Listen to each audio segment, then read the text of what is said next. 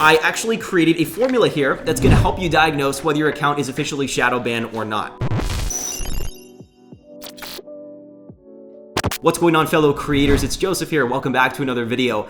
A lot of you in the past couple of weeks have requested that I put together this video on shadow banning. So in light of that, I actually created a formula here that's going to help you diagnose whether your account is officially Shadowban or not. We're going to talk about some of the causes of shadow banning, and of course, what can we do to resolve this issue as quickly as possible without taking the last resort of starting a new account and basically starting from scratch on TikTok. Now, I will say a lot of other creators have put forward lots of information on this topic, lots of good ideas out there, but I want to share my 2 cents on shadow banning because there's a couple of new ideas that I want to add to the discussion, things that people haven't touched upon already, and some things that you can implement right now to prevent yourself from being shadow banned in the near future. And even if you're someone that's not shadow banned right now and you're absolutely thriving in your account, first off, congratulations, keep up the good work. But secondly, this video is still going to be super valuable because you may unknowingly be doing actually some of these things wrong, and you'll be able to recognize some of the early potential signs of shadow banning on TikTok and implement some of these tips to prevent it from happening at all. So be sure to like this video down below before we go any further, and without further ado, let's start the video here and let's talk TikTok.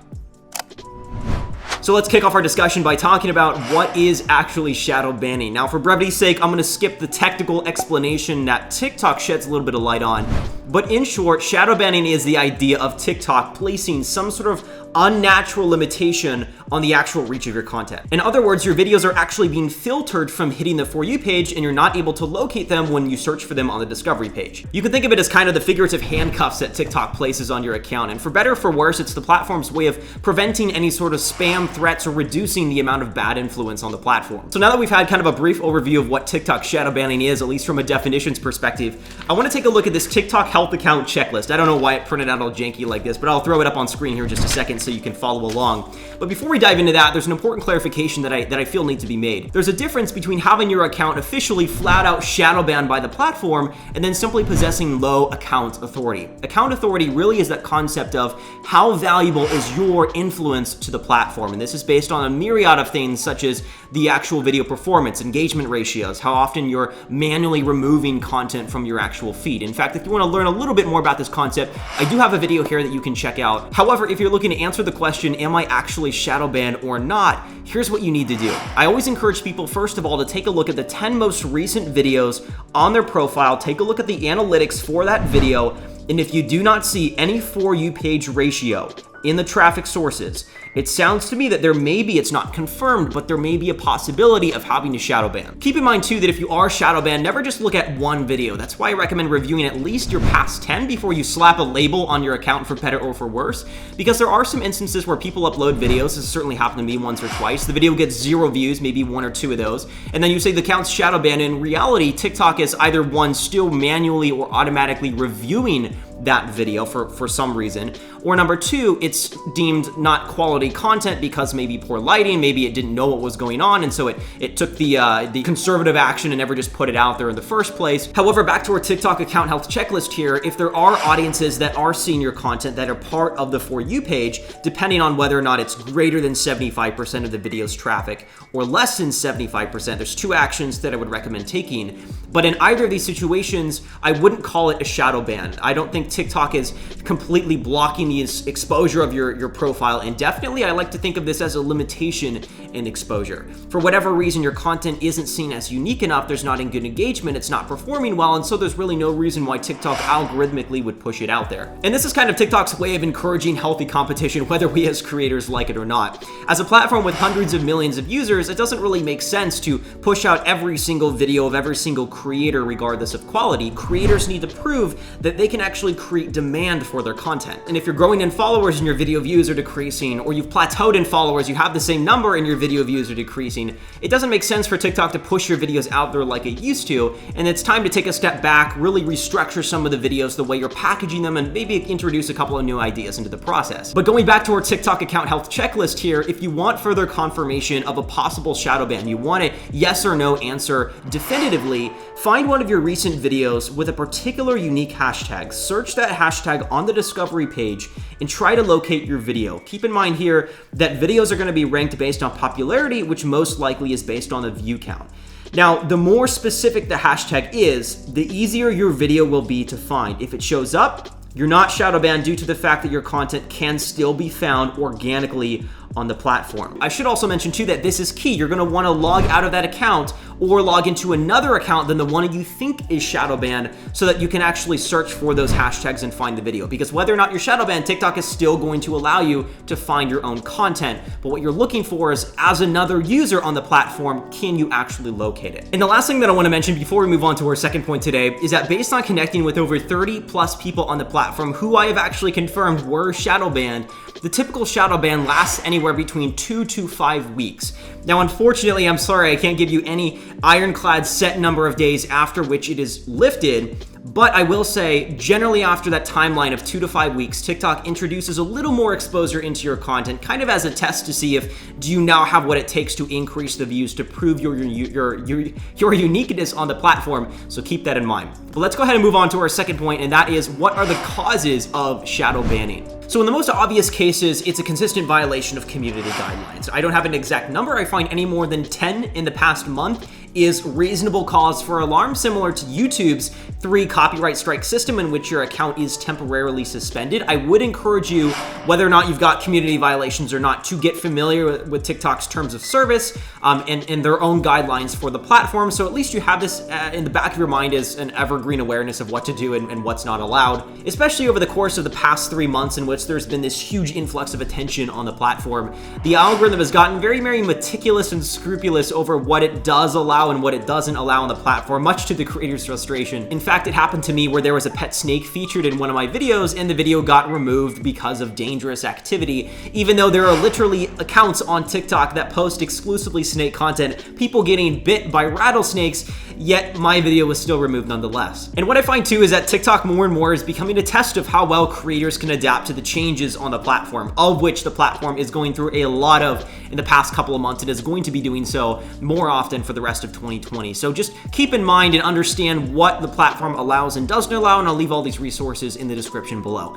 So the other thing that I noticed tends to be a trigger of shadow banning is artificially manipulating the metrics on videos. I know a lot of you want to stay relevant on the platform, and it can feel a little bit frustrating and disheartening when you see others rapidly having success and you still plateauing or even struggling to see any traction on your videos. But whatever situation you find yourself in, don't buy views, don't buy likes, don't buy followers, because you're only working against yourself in the long run. I can't tell you how many people that I connect with who went through a 2-week spree of actually purchasing all these metrics, and now they're dealing with a shadow banned account. Artificially manipulating metrics also has a second point, and that is, don't be doing this yourself either with the same account or with other accounts associated with one device. So TikTok actually gives you the ability to have up to 3 accounts on one device, and for whatever reason, having more than 3 or even liking, commenting, and sharing your own videos just really doesn't, from my experience, yield any positive results. Since it is from the same device and most likely the same IP address, this kind of manipulation is actually very, very easy for TikTok to track and therefore punish accordingly. So keep that in mind. However, this is not to discourage you from encouraging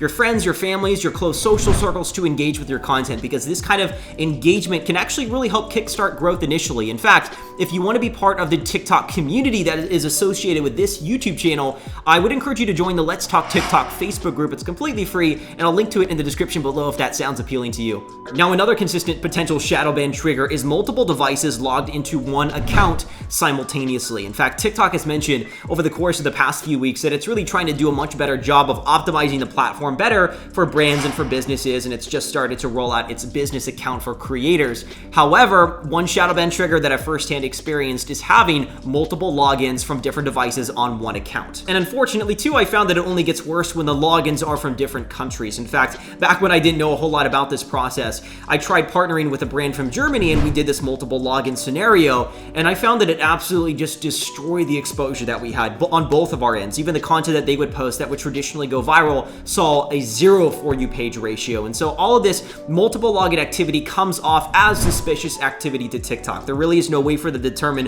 whether this account was hacked or not, whether it's an actually legitimate login sanctioned by the brand or business, and so it just ends up suppressing the content altogether. And another reason why it makes sense too to limit exposure from TikTok's perspective is that multiple logins often is a telltale sign that an account is a business account. And what do businesses have? Businesses have money, and thus it is a good reason why TikTok might actually limit the organic exposure, because it wants you to go the pay-to-play route conveniently through their ad platform. platform. You have to pay for that exposure. So keep that in mind. I mean, the way that I work and the way that I would recommend that you approach these scenarios is have one person who's designated as the account manager. All uploads go through them and from their device, and there should be no problems if you take that route. Finally, let's talk about the third point today, the moment you've all been waiting for, the solutions to shadow banning. And I'm sure it goes without saying, but I don't have any sort of magic pill that you can take, a magic formula, or some high-ranking tier contact at TikTok who's gonna lift the ban for you. But here are some important concepts to keep in mind. Number one, do obviously refrain from deleting your content consistently and avoid any sort of edgy content that deals with subject matter that is against the guidelines on TikTok. Now,